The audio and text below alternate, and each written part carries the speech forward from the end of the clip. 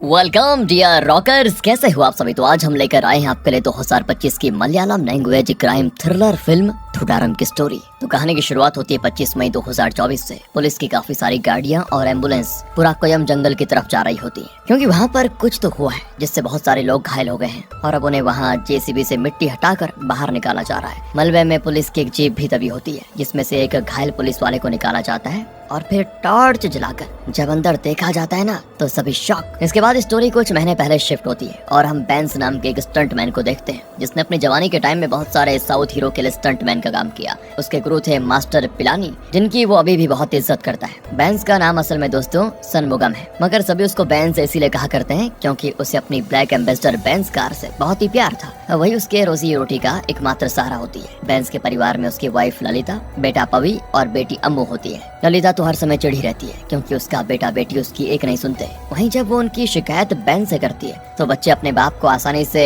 मोह लेते हैं, बेवकूफ बना देते हैं उसको।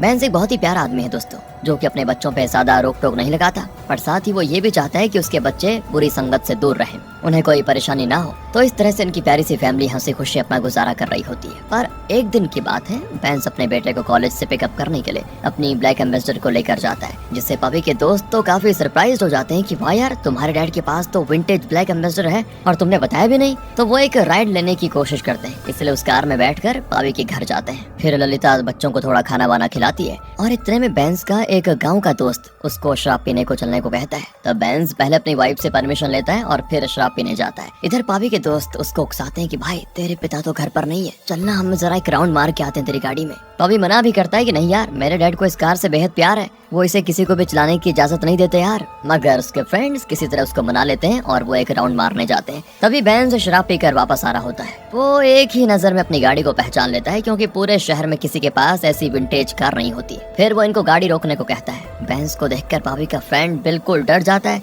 और वो गाड़ी को मील के पत्थर में ठोक देता है। जिसके बाद तो बेंस के गुस्से का दोस्तों ठिकाना नहीं रहता और वो अपने बेटे पवी को रोड किनारे सबके सामने झापड़ लगा देता है। फिर वो पवी के दोस्तों को भी डांटता है कि तुम लोगों के पास ड्राइविंग लाइसेंस नहीं है, फिर भी तुम ड्राइव कैसे कर रहे हो, अगर कुछ ऊंच नीच हो जाती तो। फिर पवी और उसके दोस्तों को काफी झाड़ने के बाद वो अपनी कार को गराज लेकर जाता है, जहां उससे मिस्त्री कहते हैं कि गाड़ी तो काफी डैमेज हो गई है, इसको बनाने में 1-2 दिन तो आराम से लग ही जाएंगे। वहीं गराज का मालिक प्रेमचंद, जो कि बेंस का फ्रेंड भी है, वो कहता है कि कब तक यार इस खटारे पे पैसे लगाओगे, इसे बेचकर कोई सेकंड हैंड गाड़ी ले लो बढ़िया वाली। जिस पे बेंस कहता है कि मैं तुमसे पैसे ले रहा हूँ क्या इसको रिपेयर करने के, नहीं ना, तो तुम ज्यादा ज्ञान मत दो। फिर प्रेमचंद कहता है कि मनिक सेकंड हैंड पार्ट पुर्जे लगाकर काम खत्म करो। बेंस कहता है कि सेकंड हैंड, अरे मैं पैसे देने को तैयार हूँ, मगर मेरी गाड़ी में सिर्फ नई चीजें लगनी चाहिए। तब मनिक भी बेंस से कहता है कि ओके बॉस, लग जाएगा। इसके बाद बेंस अपने बेटे पवी को कॉल लगाता है, पर वो फोन पिकअप नहीं करता। तो बेंस का फ्रेंड शाजी कहता है कि आजकल के बच्चे ऐसे ही होते हैं, जरा सा डांट दो तो पता नहीं कहाँ क्या करते हैं, थोड़ा गुस्सा निकलने दो,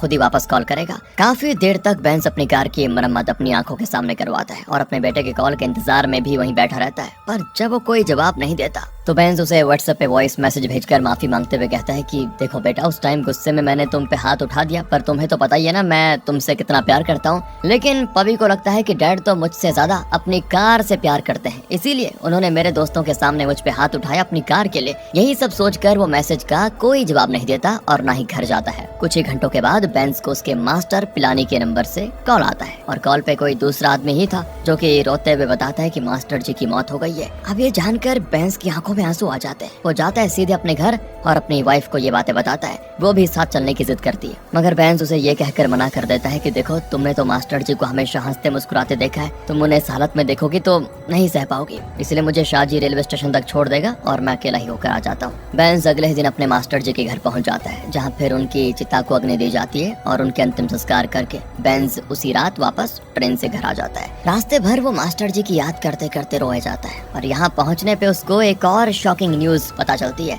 दरअसल रेलवे स्टेशन से पिकअप करने के लिए प्रेमचंद आया है अपनी स्कूटी लेकर। बेंस उसको सीधा गराज चलने को कहता है और अपनी गाड़ी के बारे में पूछता भी है कि काम हो गया ना ढंग से, जिसपे प्रेमचंद बात काटते हुए मास्टर जी की मौत कैसे हुई ये बातें पूछता है, जिसका जवाब बेंस देता है कि उन्हें कोविड हुआ था ना। कोविड तो ठीक हो गया था, लेकिन उनकी तबीयत फिर दोबारा से पहले जैसी हो गई। आए दिन उनकी तबीयत खराब ही चलती रहती थी और अचानक फिर उनकी मौत हो गई। इसलिए तुम भी अपनी दवाइयाँ टाइम पे लेते रहो, अपनी सेहत का ख्याल रखो। वैसे तुम्हें इतना पसीना क्यों आ रहा है, क्या हो गया, तबीयत ठीक तो है ना तुम्हारी? अरे ये कहाँ लेकर आ गए, तुम मुझे गराज ले जाने के बजाय पुलिस स्टेशन क्यों लेकर आ गए हो? फिर वहाँ वो शाहजी को भी देखता है तो पूछने जाता है कि तुम सब पुलिस स्टेशन में क्या कर रहे हो, क्या हो गया? एंड तभी उसकी नजर पड़ती है अपनी कार पे जो कि पुलिस स्टेशन में जमा है, जिससे बेंज हाइपर एकदम से। तब शाजी उसे शांत करते हुए कहता है कि भाई मुझे पता है वो कार तुम्हारे लिए कितनी इंपॉर्टेंट है, पर मेरा यकीन करो मैं कार निकलवा दूंगा। दोस्तों बात दरअसल ये है कि प्रेमचंद के यहाँ जो मिस्त्री काम करता था ना, वो मनिक, वो गाड़ी बनाने के बाद उसी गाड़ी से एक पार्टी को ड्रग्स बेचने जा रहा था, पर सब इंस्पेक्टर बैनी ने उसे रास्ते में ही पकड़ लिया। तो मनिक खुद को बचाने के लिए बैनी के चेहरे पे घुसा मारकर भाग गया, जिसके बाद बैनी की आंख के पास बिल्कुल लाल हो गया और फिर बैनी गुस्से में वो गाड़ी पुलिस स्टेशन लेकर आ गया। पर अब जब शाजी, प्रेमचंद और बेंज बैनी से बात करते हैं कि मनिक सिर्फ एक मिस्त्री था, उससे हमारा कोई लेना देना नहीं था, प्लीज इस गाड़ी को छोड़ दीजिए, तो बैनी का कहना होता है कि मैं इतनी आसानी से तो नहीं छोड़ने वाला। उस लड़के ने मुझ पे हाथ उठाया था, मुझ पे, ऐसा ही बैनी पे, उसे उसके किए की सजा तो जरूर मिलके रहेगी। और रही बात उस गाड़ी की, तो उसका परमिट कहाँ है? बिना किसी परमिट के तुम उस आउटडेटेड मॉडल को टैक्सी की तरह यूज कैसे कर रहे हो, ये भी बताओ। तभी यहाँ पे कांस्टेबल सुरेश आता है, तो वो बैनी से कहता है कि सर मेरी बहन की शादी है ना, तो मैं छुट्टी लेने के लिए एप्लीकेशन दिया था। बैनी कहता है कि इंस्पेक्टर को आने दो, तुम चिंता मत करो, तुम्हें तुम्हारी बहन की एक दिन शादी के पहले छुट्टी मिल जाएगी। इसके बाद बैनी से कहता है कि सर वो मेरी गाड़ी सिर्फ लोकल राइड के लिए इस्तेमाल करता हूँ मैं, अगर आप चाहो तो मैं फाइन वाइन पे करने को भी तैयार हूँ, पर प्लीज मेरी गाड़ी मुझे लौटा दीजिए। बैनी कहता है कि देखो ऐसा कुछ भी नहीं होने वाला, तुम लोग चलते बनो, निकलो। फिर लगातार बेंज 2 दिन तक पुलिस स्टेशन के आसपास ही घूमता रहता है, वो अपने घर भी नहीं जाता अभी तक, उसे तो बस किसी भी तरह अपनी गाड़ी वापस चाहिए। पर बैनी तो मानने को तैयार नहीं होता, जिसकी वजह से बेंज अपना सारा गुस्सा प्रेमचंद पे उतारता है कि तुमने ऐसे मिस्त्री को काम पे रखा ही क्यों। प्रेमचंद डरते हुए कहता है कि भाई मुझे थोड़ी पता था कि वो लड़का ऐसा निकलेगा। अब एक दिन की बात है दोस्तों, शाजी कहता है कि सुनने में आया मनिक अपने घर गया हुआ है, चलो उसे उसके घर से दबोच लेते हैं और सीधे पुलिस स्टेशन लेकर आते हैं। मगर जब ये लोग उसके घर जाते हैं तो मनिक के पेरेंट्स लड़ाई करके इनको भगा देते हैं वहाँ से। बेंज उनके आगे गिड़गिड़ाता भी है कि मेरी रोजी रोटी वाली कार का सवाल है, तो मनिक के पेरेंट्स और भड़क जाते हैं कि वो कई दिनों से घर नहीं आया और आता भी है तो क्या हम तुम्हारी रोजी रोटी के लिए अपने बेटे को पुलिस के हवाले कर देते हैं? तब बेंज जाकर एक लोकल नेता से मदद मांगता है। वो नेता पुलिस वालों की जेब गरम करके गाड़ी छुड़ाने की राय देता है, जिसके लिए बेंज राजी भी हो जाता है। वो कहता है कि कितने पैसे देने होंगे, तो उससे पता चलता है कि 10,000 इंस्पेक्टर को देने होंगे, 8,000 उस बंदर बैनी को देने होंगे जिसने कार को सीज किया है। तब बेंज अपनी वाइफ को कॉल लगाता है और पैसे मांगता है, तो वो कहती है मेरे पास पैसे नहीं है, तो हमारी बेटी के लिए जो हमने सोने का चेन बनवाया था, बस वो इतना कहता ही है कि इतना सुनते ही ललिता गुस्से में लाल पीली हो जाती है और कहती है वो मैंने उसकी शादी के लिए रखा हुआ है, शादी के लिए। अगली सुबह हो जाती है और जब बैनी देखता है कि बेंज तो आराम से अपनी कार को वॉश कर रहा है, तो वो उस पे और गुस्सा हो जाता है कि ये एविडेंस है और तुम इसको धोकर एविडेंस के साथ छेड़खानी कर रहे हो। इस पे बेंज कहता है कि ये मेरी गाड़ी है, मैंने आज तक इसे इतने प्यार से रखा है और आज इस पे धूल मिट्टी जम गई, इसीलिए मैं तो बस इसको वॉश कर रहा हूँ। और एक बात बताइए, आप लोग ये सारे कानून गरीबों के सामने झाड़ते हो क्या? अमीर लोगों के सामने तो आपकी बोलती बंद हो जाती है। इस बात को लेकर अब दोनों के बीच में काफी गर्मा गर्मी बहस हो जाती है, बात हाथापाई तक पहुँच जाती है और तब बाकी के लोग इनको छुड़ाते हैं। पर बैनी कसम खा लेता है कि अब तो चाहे जो भी हो जाए मैं तुम्हारी गाड़ी को छोड़ने वाला नहीं, ये यहीं पुलिस स्टेशन में रहेगी चाहे सड़ जाए। इसके बाद तो नेताजी भी बेंज को डांटते हैं कि हम यहाँ कुछ ले देकर मामला सुलझाने की कोशिश कर रहे हैं और तुमने बात को और बढ़ा दिया। बेंज कहते हैं मैं तो उस सब इंस्पेक्टर को फूटी कौड़ी तक नहीं देने वाला। नेता कहता है ठीक है, फिर अब आगे जो होगा उसके जिम्मेदार तुम खुद होगे, मैंने कोशिश की थी तुम्हारी मदद करने की, पर जब तुम बात को समझ ही नहीं रहे हो तो मैं बीच में क्यों पड़ूं। बेंज जाता है सीधे अपने घर, अपनी वाइफ को सारी बातें बताता है। फिर रात में वो ललिता से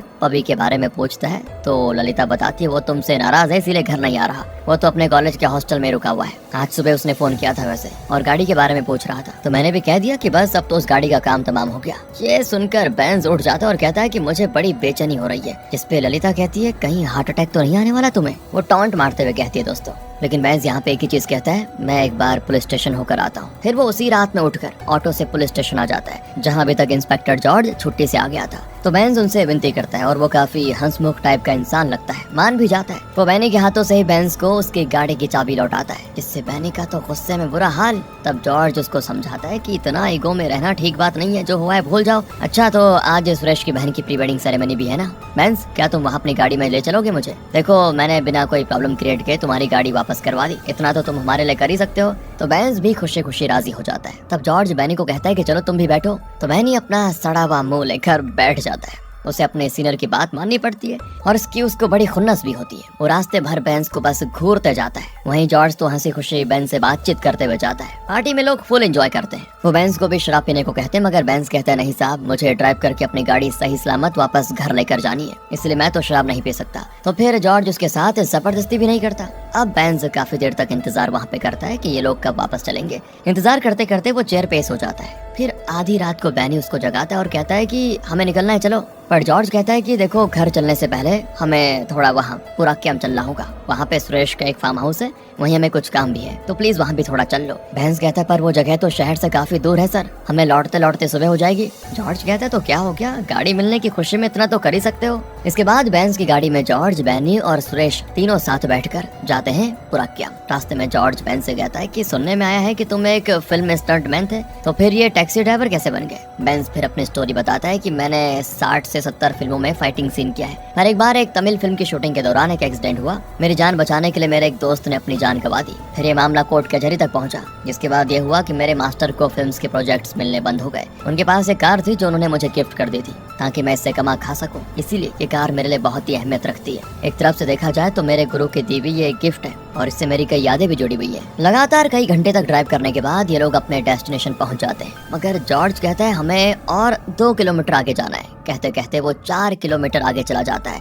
यहाँ का रास्ता भी दोस्तों खराब हो चुका है, और ये तो एक हिल है जहाँ मिस्टर कार को ले जाना बड़ा मुश्किल है। बेंस कहता भी कि सर मेरी गाड़ी में स्क्रैच आ रहे हैं, अब आप लोग पैदल ही चले जाइए ना। पर वो मानता ही नहीं और नदी नाला सब पार करवाता है। बेंस दोबारा कहता है कि सर मेरी गाड़ी खराब हो जाएगी, पर वो नहीं मानते। काफी देर तक जब ये लोग नहीं मानते और बेंस को आगे बढ़ते रहने को कहते हैं, तो आखिर में बेंस को कहने पड़ जाता है कि सर अब आप लोग कॉल वॉल करके किसी जीप वाले को बुला लीजिए, मेरी गाड़ी इतनी ऊंचाई पे नहीं जा पाएगी। जब प्यार से जॉर्ज को काम बनता हुआ नहीं दिखता, तो वो बेंस को सारी सच्चाई बताने लगता है कि देखो कल सुरेश की बहन की शादी है ना, तुम तो उसके परिवार वालों से मिल चुके हो, सभी शादी के लिए कितने खुश हैं। पर एक प्रॉब्लम ये हो गई है कि सुरेश की बहन का कॉलेज टाइम से एक बॉयफ्रेंड था, जो कि आज रात घर पे आ धमका जिस वक्त तुम सो रहे थे। उस लड़के ने आकर तमाशा खड़ा कर दिया, वो शादी रुकवाना चाहता था। सुरेश की बहन ने भी क्लियरेंस दे दिया था कि मैंने इससे कब का ब्रेकअप कर लिया था, और मैं वहीं शादी करूंगी जहां मेरे घर वाले बोलेंगे। तो इसीलिए हमने उस लड़के को समझाने बुझाने के लिए एक कमरे में लेकर गए, जहां उस लड़के ने सुरेश की बहन की अश्लील वीडियो और फोटोज दिखाकर सुरेश और उसके पिता को कहने लगा कि मैं इसे अभी सोशल मीडिया पे पोस्ट करूंगा। अब यार सुरेश के पिता एक सीधे साधे आदमी है, वो अपनी बेटी की लाइफ इस तरह से खराब होते हुए नहीं देख पाए, और उन्होंने हड़बड़ी में उसको धक्का दे दिया। सर पर चोट लगने की वजह से उसकी मौत हो गई। अब क्या है ना, हम पुलिस वाले हैं, अगर हम एक दूसरे की मदद नहीं करेंगे तो कौन करेगा। तो बात ऐसी है बेंस कि हम उस लड़के की लाश को तुम्हारी गाड़ी की डिक्की में भर कर लेकर आए हैं यहाँ ठिकाने लगाने के लिए, पर तुम ओके साथ ही नहीं दे रहे। इतना सुनकर बेंस को अपने हाथों पे कंट्रोल नहीं रहता। वो इंस्पेक्टर जॉर्ज को कॉलर पकड़कर कहता है कि तुम्हारी हिम्मत कैसे हुई मेरी गाड़ी में लाश रखने की। वो फिर जल्दी से अपनी गाड़ी से उतरता है और डिक्की खोलकर चेक करने जाता है, तो वैनी उसको दर्द दबोच, और जॉर्ज कहता है कि देखो बेंस, अगर तुम हमारी बात नहीं सुनोगे तो आज रात इस जंगल में एक नहीं 2 लाशें ठिकाने लगेंगी, तुम जिंदा नहीं जा पाओगे यहाँ से। अब अपनी जान की धमकी मिलने के बाद बेंस को वही करना पड़ता है जो जॉर्ज उसे करने को कहता है। वो चुपचाप पिछली सीट पे सुरेश के साथ बैठ जाता है। वहीं गाड़ी अब चलाता है बैनी, और उसके बगल वाली सीट पे जॉर्ज बैठा होता है। फिर काफी ऊंचाई पे जाने के बाद ये लोग कार से उतरते हैं और बेंस को अपनी जगह पे चुपचाप बैठे रहने को कहकर वो लाश को ठिकाने लगाते हैं। पर इन्हें नहीं पता होता कि आज हिल टॉप पे एक पूजा है। वहीं से एक आदमी कुछ सामान वामान लेकर अपने गाड़ी से नीचे की ओर आ रहा होता है। तभी उसकी नजर बेंस पे पड़ती है। वो कहता है कि इस तरह बीच में गाड़ी खड़ी क्यों हो रखी है, मगर बेंस डर के मारे कुछ नहीं कहता, तो वो वहाँ से चला जाता है। कुछ देर के बाद बेंस के पॉकेट में जॉर्ज कुछ पैसे रख देता है ताकि वो अपना मुंह बंद रखे। पर वापसी के टाइम इन्हें बहुत सारे लोग मिल जाते हैं जो कि हिल टॉप पे पूजा करने के लिए जा रहे थे, जिससे क्या होना था, सभी लोग दोस्तों इस ब्लैक विंटेज कार को नोटिस कर लेते हैं। अगली सुबह की बात है, जब ललिता झाड़ू देने के लिए बाहर आती है तो बेंस को कार में देखती है। उनका कुत्ता जोर जोर से भौंक रहा होता है और गाड़ी की हालत हद से ज्यादा खराब हो चुकी है, जिससे ललिता शक भरी निगाहों से अपने पति को देखती है। वो समझ चुकी थी कि कोई ना कोई तो गड़बड़ी जरूर है। वो धीरे से क्वेश्चन करने लगती है कि तुम पूरी रात कहाँ थे, बताओ कार की ये हालत हुई कैसे। तो बेंस बस इतना ही कहता है कि रात में कुछ सवारी मिल चुकी थी, और वो सब छोड़ो, मुझे बहुत भूख लगी हुई है, जरा चाय पिला दो। इधर माँ बेटी आपस में बात करती है कि आज बेंस कुछ ज्यादा ही चुपचाप है। उधर बेंस भी नोटिस करता है कि डॉगी बार बार उसे डिक्की की ओर बुला रहा है। ऐसा लग रहा है जैसे वो कुछ बताना चाहता हो। अब बेंस को तो पता ही नहीं कि डॉग इस तरह से क्यों बिहेव कर रहा है, इसलिए वो उसे दूर भगाकर डिक्की खोलता है। और यहाँ डिक्की में थोड़ा बहुत खून लगा होता है दोस्तों, साथ ही एक वॉलेट भी होता है। जैसे बेंस उस वॉलेट को खोलने वाला होता है, तभी उसकी वाइफ चाय लेकर आ जाती है, और डर के मारे बेंस उस वॉलेट को दूर फेंक देता है तुरंत और डिक्की भी बंद कर देता है ताकि उसकी वाइफ को कल रात के किस्से के बारे में कुछ पता ना चले। फिर वो नहाता है और अपनी गाड़ी को एक तालाब के पास ले जाकर अच्छे से धोता है, डिक्की में स्प्रे वगैरह मरवाता है। तभी उसे पुलिस स्टेशन से कॉल आता है। अब वहाँ जाने पे पुलिस वाले उसको धमकाते हैं कि कल रात जो कुछ भी हुआ, अगर उसके बारे में किसी से कुछ भी बात की तो तुम्हारे साथ साथ तुम्हारे पूरे परिवार को खत्म कर देंगे। फिर जब बेंज वहाँ से जाने लगता है तो देखता है कि मनिक के माता पिता पुलिस स्टेशन आए हुए हैं और वो जानना चाहते हैं कि पुलिस ने मनिक के साथ आखिर क्या किया, क्योंकि वो कभी इतने दिनों तक घर से बाहर नहीं रहता। जिसपे बेनी गुस्से में कहता है कि मैं तो नहीं बताने वाला कि हमने उसको मार कर दफना दिया या वो हमारे हाथ लगा ही नहीं। इस बात से बेंज को शक होता है कि कहीं कल रात इन्होंने मनिक को तो नहीं ठिकाने लगा दिया। यही सब सोच सोच कर बेंस का दिमाग खराब हो रहा होता है। ऊपर से रात में ललिता कहती है, तुम एक बार भाभी से मिल क्यों नहीं लेते? तुम दोनों का ये बाप बेटे का झगड़ा और कितने दिन चलने वाला है? अच्छा तुम और एक बात बताओ कि इतने दिनों में कभी तुमने अपने कपड़े नहीं धोए, फिर आज ये चमत्कार कैसे हो गया? तुमने कपड़े धुल तो दिए मगर अभी भी उसमें रेड रेड लगा हुआ है, वो किस चीज का निशान है? ये सुनकर बेंस की हालत खराब, लेकिन वो गुस्सा हो जाता है और कहता है कि तुम मेरा ना बहुत दिमाग खा रही हो। तो वो चुपके से अपनी उस शर्ट को जला देता है जो कि कल रात उसने पहन के रखी हुई थी। अब कुछ देर के बाद से फिर इतनी तेज बारिश होती है कि क्या बताएं, पर फिर भी इस बारिश में बेंस पबी के हॉस्टल जाता है, जहाँ उसे पता चलता है कि पबी तो कल रात से हॉस्टल में है ही नहीं। वो मेडिकल इमरजेंसी के बहाने बनाकर निकल गया था, मगर वो ना तो किसी हॉस्पिटल गया और ना ही घर आया। इसलिए बेंस जाता है पुलिस स्टेशन, जहाँ इंस्पेक्टर कहते हैं कि आजकल देखो लड़के नशा वगैरह करके घूमने फिरने में काफी बिजी रहते हैं, 2-3 दिन रुक जाओ, अगर वो कहीं आउट ऑफ स्टेशन बिना बताए घूमने गया होगा तो खुद ही वापस आ जाएगा, पर हाँ फिर भी तुम मिसिंग कंप्लेंट लिख दो। तब बेंस सारी डिटेल्स बताता है कि 23 मई से मेरा बेटा पबी मिसिंग है, वो हॉस्टल से अपनी राइड बाइक से निकला था और अभी तक उसका कोई अता पता नहीं। और जब बेंस वापस अपने घर जाने लगता है तो उसे पुलिस स्टेशन के बाहर गाड़ियों की भीड़ और अपने बेटे की बाइक भी दिखती है। पर जब वो ये बात बैनी से कहता है तो बैनी उसे बताता है ये बाइक तो हमें 4 महीने पहले मिल गई थी, लगता है दोनों सेम मॉडल होगा, पर ये तुम्हारे बेटे की बाइक नहीं है। भला उसकी बाइक यहाँ पर क्या करेगी? सुनो बारिश बहुत तेज हो रही है, तुम घर जाओ, कल तुम्हारे बेटे की तलाश करेंगे। पर दोस्तों अभी भी बेंस को ये लग रहा है कि कल रात जिस बॉडी को ठिकाने लगाया वो मनिक की बॉडी थी। इसीलिए वो अपने घर के पास वाले बगीचे में आता है, जहाँ उसने जल्दबाजी में डिक्की में से उस वॉलेट को फेंक दिया था। जब वो उसे वापस ढूंढकर खोलता है, उसकी पैरों तले जमीन खिसक जाती है, क्योंकि वो वॉलेट किसी और का नहीं बल्कि बेंस के बेटे पपी का है। अब तो बेंस को यकीन ही नहीं होता कि पुलिस वालों ने मेरी ही गाड़ी में मेरे ही बेटे की लाश को छुपा कर रखा और मुझसे बताया भी नहीं और मुझसे मदद मांगकर उसको ठिकाने लगा दिया, और मैंने बस लाश का पैर बोरी में से लटके हुए देखा जब वो उसको दफनाने के लिए लेकर जा रहे थे। मैंने आखिरी बार भी अपने बेटे का चेहरा तक नहीं देखा। तो वो आधी रात को रोते बिलखते हुए बाथरूम में गुजारता है, पर अपने घर वालों को इसके बारे में कुछ नहीं बता पाता, हिम्मत नहीं है उसकी बताने की।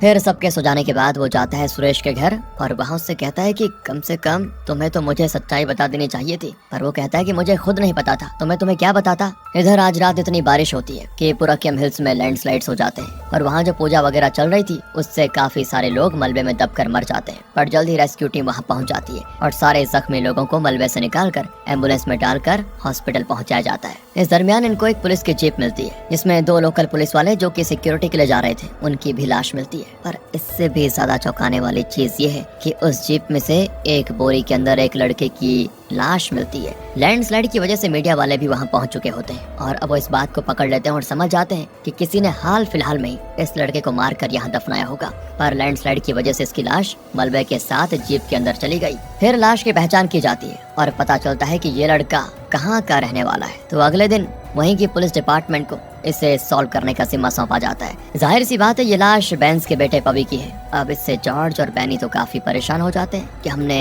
इतनी मुश्किल से इस लाश से पीछा छुड़ाया और ये वापस हमारे पास आ गई, और अब तो इसका पोस्टमार्टम भी चल रहा है। तभी प्रेमचंद आकर पुलिस वालों को बताता है कि मनिक आज मेरे गराज पे आया था, पर मैंने उसे काम पे वापस नहीं रखा। मगर अब तो बैनी का सारा ध्यान मनिक से हटकर इस केस पे आ गया है, मतलब पबी वाले केस पे। ऊपर से आज सुरेश भी पुलिस स्टेशन नहीं आया होता। तो बैनी जब पता करता है तो उसके घर वाले बताते हैं कि एक आदमी ब्लैक एम्बेसडर में आया था और वो सुरेश को अपने साथ लेकर गया। बैनी सीधे जाकर जॉर्ज को सारी बातें बताता है कि पक्का वो बेंज ही होगा सर, पर ना तो बेंज का फोन लग रहा होता है ना ही सुरेश का। जॉर्ज फिर अपना शैतानी दिमाग दौड़ाता है और रात में जाता है बेंज के घर। वहाँ वो बेंज के बारे में पूछता है तो उसकी बीवी कहती है वो तो कल रात से घर ही नहीं आए। तो फिर जॉर्ज पूछने लग जाता है कि बेंज और पबी का रिश्ता कैसा था। सुनने में आया कि बेंज ने पबी को बीच सड़क पे थप्पड़ मारा सबके सामने। अब पुलिस की इस तरह की बातों से ललिता भड़क जाती है और कहती है जो कहना है साफ साफ कहो। बेंज के लापता होने से उसके दोस्त भी घर पर आए होते हैं। तो जॉर्ज प्रेमचंद को साइड में ले जाकर बताता है हमें पबी की लाश मिली है, वो जो लैंडस्लाइड में से लाश बरामद हुई ना वो किसी और की नहीं उसी की है, और हमें शक है कि उसका खून बेंज नहीं किया है। पुराक्यम के लोगों का कहना है कि उन्होंने 23 तारीख की रात वहाँ पर एक ब्लैक एम्बेसडर कार को नोटिस किया और जब कल रात से लाश बरामद हुई है तब से बेंज गायब है। इसलिए जैसे बेंज वापस घर लौटे या उसके बारे में कुछ भी पता चले तो पुलिस को बता देना। ये सुनकर तो प्रेमचंद बिल्कुल हैरान। जॉर्ज के जाने के बाद उसकी सारी बातें वो ललिता को बताता है। ललिता तो बिल्कुल हिल जाती है न्यूज को सुनकर। जोर जोर से बेचारी रोना शुरू कर देती है अपने बच्चे के लिए। और यहाँ गाड़ी में बैठा जॉर्ज एक शैतानी हंसी हंसता है। दूसरी ओर हम बेंज को देखते हैं जिसने एक छोटे से होटल रूम में सुरेश को बंदी बना के रखा हुआ है और वो जानना चाहता है उन्होंने पवी को क्यों मारा। जिसपे सुरेश बताता है कि मुझे इस बारे में कुछ भी नहीं पता यार। उस रात तो जॉर्ज सर ने मुझसे कहा कि मुझे पुराक्यम के जंगल में शराब पीनी है। तुमने उस एरिया का रास्ता देखा हुआ है तो चलो मेरे साथ। फिर वहाँ जाने के बाद जब तुमने कहा कि गाड़ी आगे लेकर मैं नहीं जा पाऊंगा तब उन्होंने मेरी फैमिली पे रखकर एक झूठी स्टोरी सुनाई। उस वक्त तुम जितने हैरान थे मैं भी उतना ही हैरान था। लेकिन दोस्तों बेंज को इसकी बातों पे यकीन नहीं होता और वो सारी सच्चाई बताने के लिए कहता है। जब सुरेश सारी बात नहीं बताता तो वो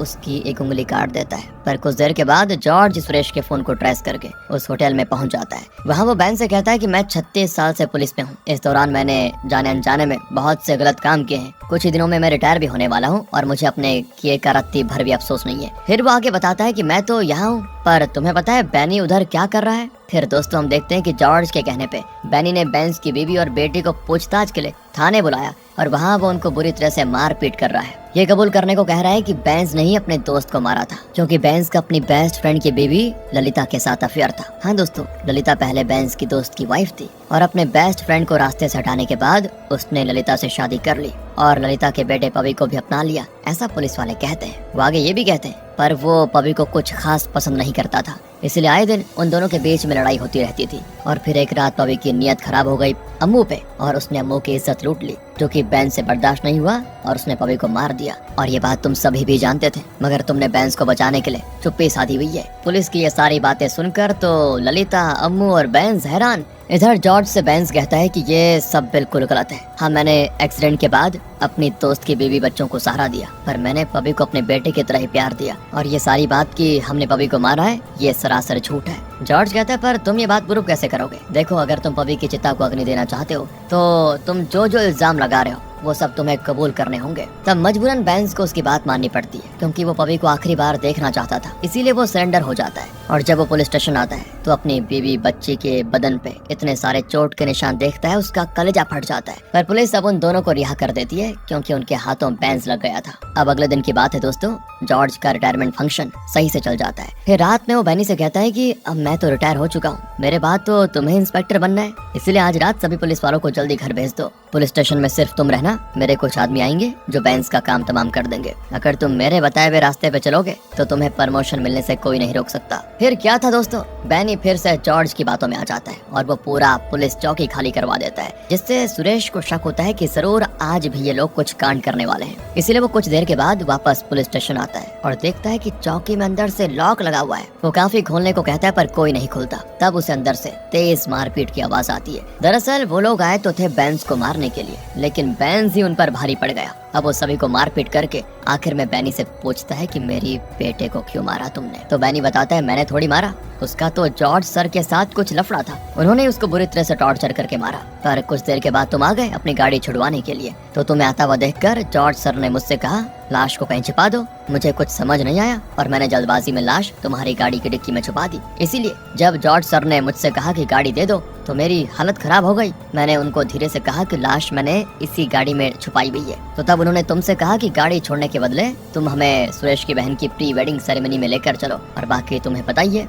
ये सब जानने के बाद बेंज पुलिस स्टेशन से फरार हो जाता है और इस बारे में जब जॉर्ज को पता चलता है तो पूरे शहर में वो नाकाबंदी करवाने पे जुट जाता है और उसकी बीवी बेटी से पूछता है कि बेंज कहाँ है, पर उन्हें तो पता नहीं है। मगर जॉर्ज ये बात नहीं समझता और उसकी बीवी बच्ची को बहुत मारता है, पीटता है। तभी उसे बैनी के नंबर से फोन आता है। फोन बेंज ने किया था। वो बताता है कि मैं इस वक्त तुम्हारे घर पर हूँ, तुम्हारी बेटी मैरी घर पर अकेली है ना। सुनकर जॉर्ज बिल्कुल पागल हो जाता है और सीधे आता अपने घर, अपनी बेटी मैरी को आवाज लगाता है और उसको मैरी नहीं मिलती। तब उसे घर के बाहर बेंज की गाड़ी दिखाई देती है, जिससे वो डर जाता है। उसे लगता है कहीं बेंज ने बदला लेने के लिए मेरी बेटी को मार तो नहीं दिया। वो डरते डरते डिक्की खोलता है, लेकिन जब उसे उसके अंदर अपनी बेटी की लाश नहीं मिलती तब वो राहत की सांस लेता है। फिर वो गाड़ी के हिस्से में देखता है तो उसे वहाँ पे बैनी की लाश मिलती है। जिसको बेंस ने बहुत ही बुरी तरह से मारा होता है। तभी पीछे से बेंस जॉर्ज पे कर देता है हमला और इन दोनों के बीच होती है भयंकर फाइट और आखिर में बेंस जॉर्ज के मुंह पे प्लास्टिक बांधकर उसका दम घोट कर मार डालता है। और खिड़की से ये सारी चीजें मैरी देख रही होती है। अपने पिता की मौत के बाद वो अपनी मरी हुई माँ की तस्वीर देखती है और फिर हमें पता चलता है दोस्तों कि पविका सुरेश की बहन के साथ नहीं बल्कि जॉर्ज की बेटी के साथ रिलेशनशिप था, जिसके बारे में जॉर्ज को पता चल गया था। तो उसने पहले तो अपनी बेटी को खूब मारा पीटा और धमकाया कि अगर मेरे हिसाब से नहीं चलोगी तो जिस तरह मैंने तुम्हारी माँ को मारा उसी तरह तुम्हें भी मार दूंगा, किसी को कानो कान खबर नहीं होगी। और फिर उसने पवी को पुलिस स्टेशन बुलाया और वहाँ उसके साथ मारपीट की। हालांकि पवी ने अपना इंटेंशन क्लियर कर दिया था कि मैं मैरी को लेकर सीरियस हूँ, उससे शादी करना चाहता हूँ, पर फिर भी जॉर्ज उसको ये कहकर टॉर्चर कर रहा था कि तुम्हारी हिम्मत कैसे भी एक पुलिस वाले के घर की इज्जत के साथ खिलवाड़ करने की। और फिर मारते मारते उसने पवी को जान से मार डाला। बाकी आगे की स्टोरी तो हमें पता ही है कि कैसे फिर जॉर्ज ने बैनी के साथ मिलकर पवी की लाश को बेंस की गाड़ी से वहाँ हिल्स में दफनाया। अब अगले सीन में पवी के पोस्टमार्टम के बाद उसकी लाश को उसके घर लाया जाता है, जहाँ उसकी माँ बहन का तो रो रो कर बहुत ही बुरा हाल हो गया था। लोगों की भीड़ लगी होती है पवी को आखिरी बार देखने के लिए। यहाँ सुरेश मैरी को लेकर आता है ताकि वो भी आखिरी बार पवी को देख सके, क्योंकि वो सच में पवी से बहुत प्यार करती थी। अब दोस्तों बेंस खुद को पुलिस के हवाले कर देता है। जब उसे कोर्ट में पेश किया जाता है तो पुलिस वाले उससे कहते हैं अगर आप मुंह ढकना चाहते हैं तो ढक सकते हैं, क्योंकि बाहर मीडिया वाले हैं। पर बेंस बिना मुंह ढके मीडिया के सामने जाता है और मीडिया वाले उससे सवाल पे सवाल करते हैं कि क्या अपने ही बेटे को मारा आपने? तो बेंस प्राउडली कहता नहीं, मैंने अपने बेटे को नहीं बल्कि उसके कातिल को मारा। और इसी के साथ होती है मूवी यहाँ पर खत्म। मिलते हैं आपसे अगली वीडियो में। अगर आपको अच्छी लगी हो तो लाइक करें, चैनल को सब्सक्राइब, ध्यान रखिए अपना। Thanks for watching.